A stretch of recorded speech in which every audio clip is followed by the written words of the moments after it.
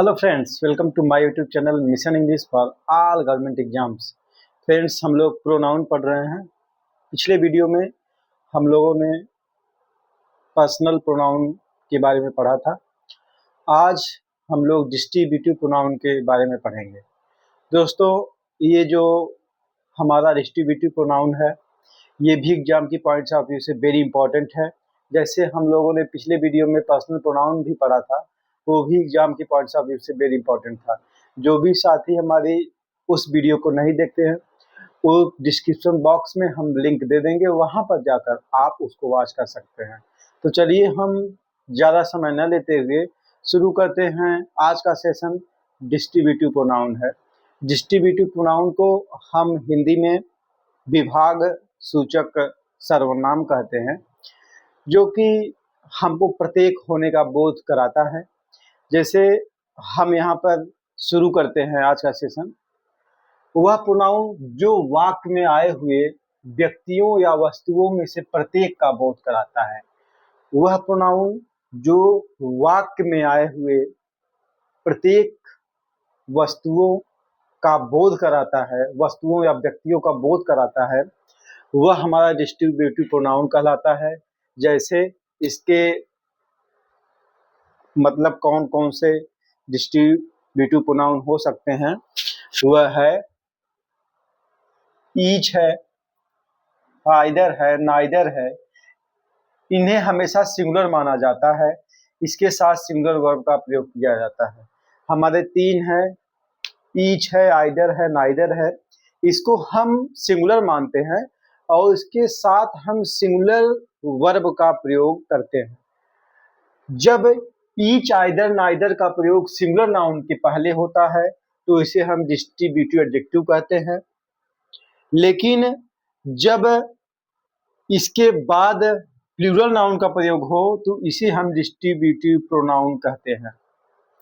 यानी कि जो हमारा ईच, आइदर, नाइदर है, इसके पहले अगर सिंगुलर नाउन का प्रयोग होता है तो उसको हम डिस्ट्रीब्यूटिव एडजेक्टिव कहते हैं। लेकिन इसके बाद अगर प्लूरल नाउन्स का प्रयोग होता है उसको हम डिस्ट्रीब्यूटिव प्रोनाउन कहते हैं। तो ज़्यादा समझ में आएगा। सबसे पहले तो ये जानेंगे कि हम इसको कब डिस्ट्रीब्यूटिव एडजेक्टिव कहते हैं और इसको कब हम डिस्ट्रीब्यूटिव प्रोनाउन कहते हैं। दोस्तों, अगर ईच और आइदर, नाइदर के बाद अगर कोई सिंगुलर नाउन होता है तो उसको हम डिस्ट्रीब्यूटिव एडजेक्टिव कहते हैं। लेकिन अगर इसके जस्ट बाद अगर कोई प्लूरल नाउन आता है तो इसको हम डिस्ट्रीब्यूटिव प्रोनाउन कहते हैं। जैसे यहाँ पे वही चीज लिखा है, जब ईच, आइदर, नाइदर का प्रयोग सिंगुलर नाउन के पहले होता है तो इसको हम डिस्ट्रीब्यूटिव एडजेक्टिव कहा जाता है। लेकिन जब इसके बाद प्लूरल नाउन का प्रयोग हो तो इसे डिस्ट्रीब्यूटिव प्रोनाउन कहा जाता है। जैसे एग्जांपल यहाँ पे ईच है, इसके बाद हम बॉय का प्रयोग किए हैं तो हम इस ईच को हम क्या बोलेंगे, क्योंकि इसके बाद सिंगुलर नाउन का प्रयोग हुआ है, इसलिए यहाँ पे जो ईच है वह डिस्ट्रीब्यूटिव एडजेक्टिव है। लेकिन दूसरे वाले सेंटेंस देखते हैं, इसके बाद हम प्लूरल नाउन का प्रयोग किए हैं, बॉयज, जो कि हमारा बॉय एक कॉमन नाउन है। हमारी नाउन की वीडियो में आपको नाउन बहुत अच्छे से हम लोग पढ़े हैं, डिटेल में पढ़े हैं, बिल्कुल बेसिक से पढ़े हैं। यहाँ पर आपको सारी चीजें हम एकदम बेसिक से पढ़ाते हैं। अगर वो वाली वीडियो आप हमारी अगर देख लेंगे तो बिल्कुल बहुत ही अच्छी तरीके से आप नाउन को समझ जाएंगे। तो यहाँ पर देखते हैं, ईच के बाद हम प्लूरल नाउन का प्रयोग किए हैं तो हम ये हमारा जो ईच है ना, ये हमारा डिस्ट्रीब्यूटिव प्रोनाउन है, क्योंकि इसके बाद हम प्लूरल प्रोनाउन नाउन का प्रयोग किए हैं, इसलिए ये जो ईच है ये हमारा डिस्ट्रीब्यूटिव प्रोनाउंस है। अब हम देखते हैं each of, either of, neither of के बाद प्रयुक्त प्लूरल नाउन के पहले द का प्रयोग होता है। जैसे ईच ऑफ, फिर आइदर ऑफ, फिर नाइदर ऑफ के बाद प्रयुक्त प्लूरल नाउन के पहले द का प्रयोग हुआ।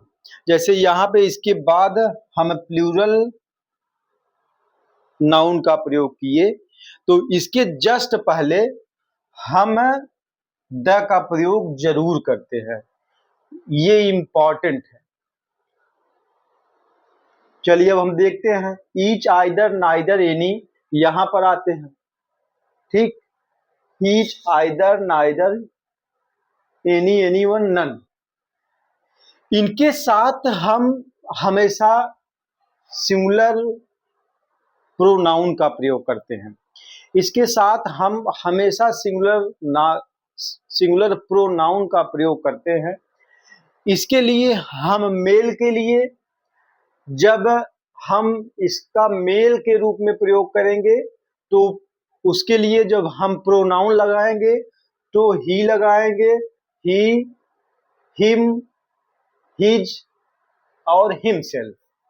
और जब फीमेल को हम बताएंगे तो हम इसके लिए सी, हर, हर्स, हरसेल्फ का प्रयोग करेंगे। लेकिन जब हम वस्तु आएगा, कोई सेंटेंस में वस्तु की बात होगी, each, either, neither, any, anyone, none से, तो हम उसके लिए थिंग्स के लिए हम इट, इट्स, इटसेल्फ का प्रयोग कर देते हैं। और ध्यान देने वाली बात यह है कि दे, देम, दियर, दियर्स का हम प्रयोग नहीं करते हैं। इसके साथ हम हमेशा सिंगुलर प्रोनाउन का प्रयोग करेंगे, जो उसका प्लूरल प्रोनाउंस है उसका प्रयोग हम नहीं करते हैं। जैसे अगर हम इसके लिए दे, देम, दियर्स, दियर्स का प्रयोग करेंगे तो हमारा सेंटेंस गलत हो जाएगा। जैसे एग्जाम्पल से हम यहाँ देखते हैं, लिखा है each of the boys has his their own book.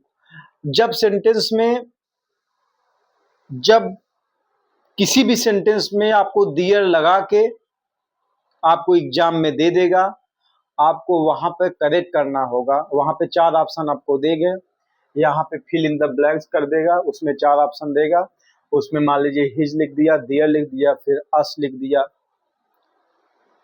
तो उसमें से आपको चूज करना पड़ेगा कि हम यहाँ पे जो ईच ऑफ द बॉयज है उसके लिए कौन सा इसके लिए प्रोनाउन का यूज करें। तो बेटा ध्यान दीजिएगा, इसके लिए हमेशा आप सिंगुलर प्रोनाउन का प्रयोग करेंगे। तो हम इसके लिए यहाँ पे दियर जो दिया है और हिज दिया है, तो यहाँ पे दियर नहीं होगा, यहाँ पे हिज होगा। तो जब हिज हो जाएगा तो हमारा सेंटेंस सही हो जाएगा। चलिए अब हम बढ़ते हैं नेक्स्ट रूल की तरफ। रूल नंबर 1, रूल नंबर 1 में है हम ईच को हिंदी में प्रत्येक कहते हैं। इसका प्रयोग 2 या 2 से अधिक व्यक्तियों या वस्तुओं के लिए हम ईच का प्रयोग करते हैं। जैसे सेंटेंस में हम समझेंगे, यहाँ पे सेंटेंस लिखा है each of the students was honest.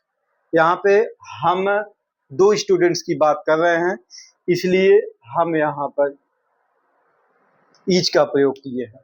वैसे ही हम जब 3 स्टूडेंट्स की भी बात करेंगे तो हम ईच का प्रयोग कर सकते हैं। जैसे यहाँ पे लिखा है each of the 3 students was honest, यानी कि 2 या 2 से अधिक व्यक्तियों या वस्तुओं के लिए हम ईच का प्रयोग कर सकते हैं। दूसरा आइदर है। आइदर का प्रयोग 2 में से कोई एक के अर्थ में होता है, यानी कि 2 में से कोई एक व्यक्ति या वस्तुओं के लिए होता है। जैसे यहाँ पे है either of these 3 pens is red, तो यहाँ पे आइदर का प्रयोग किया है, लेकिन यहाँ पे 3 पेंस लगा दिया है। तो हम अभी ऊपर पढ़ रहे हैं कि आइदर का प्रयोग दो में से एक के लिए होता है। तो यहाँ पे 3 पेंस लगा है, तो ये सेंटेंस हमारा गलत होता है, क्योंकि आइदर का प्रयोग हम करेंगे तो 2 में से एक के लिए करते हैं, तो ये सेंटेंस गलत हो गया। दूसरा है either of these 2 pens is red. यहाँ पे ये सेंटेंस सही है, क्योंकि आइदर ऑफ का प्रयोग किया है, दो में से एक की बात कर रहा है, यानी कि either of these 2 pens is red.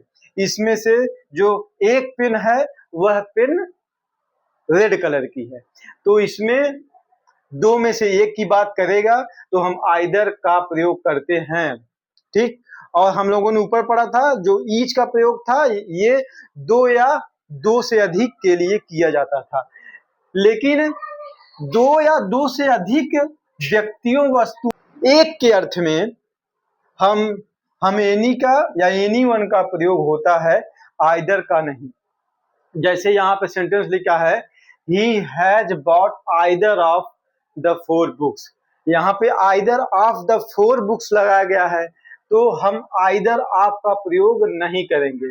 either of का प्रयोग यहाँ नहीं करेंगे, यहाँ पे हम any या anyone का प्रयोग करेंगे, तो हो जाएगा he has bought, या तो any लगा दें या anyone of 4 books, सही हो जाएगा। तो ये सेंटेंस हमारा गलत हुआ और ये सेंटेंस सही हो गया। चलिए अब बढ़ते हैं हम नेक्स्ट रूल की तरफ। तो दोस्तों रूल नंबर 3 है नाइदर। नाइदर का प्रयोग हम 2 व्यक्तियों या वस्तुओं के लिए होता है, और यानी कि 2 व्यक्तियों या वस्तुओं में से कोई भी नहीं के सेंस में इसका प्रयोग हम करते हैं। यानी कि 2 व्यक्तियों या वस्तुओं में से कोई भी नहीं के सेंस में इसका प्रयोग हम करते हैं।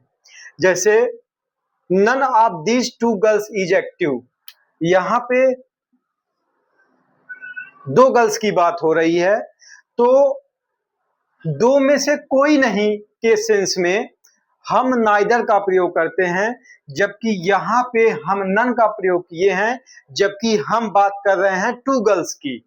तो जब 2 में से कोई नहीं की बात होगी तो हम नन का प्रयोग नहीं करेंगे, हम यहाँ पे नाइदर ऑफ का प्रयोग करेंगे, तब हमारा सेंटेंस सही होगा।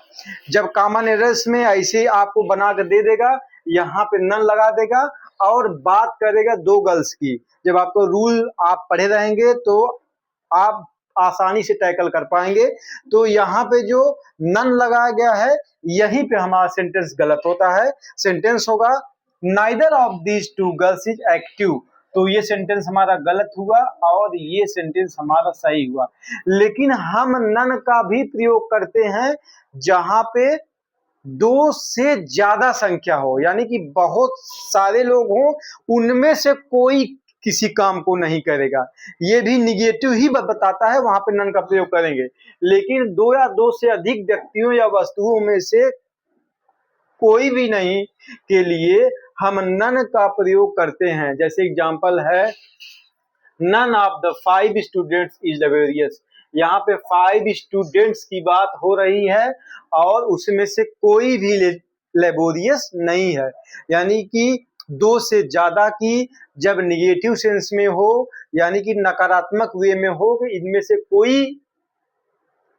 कोई नहीं के सेंस में हो, तो हम नन का प्रयोग कर देते हैं। जैसे none of the 5 students is laborious, यानी कि 2 या 2 से अधिक व्यक्तियों वस्तुओं में से कोई भी नहीं के सेंस में हम नन का प्रयोग करते हैं।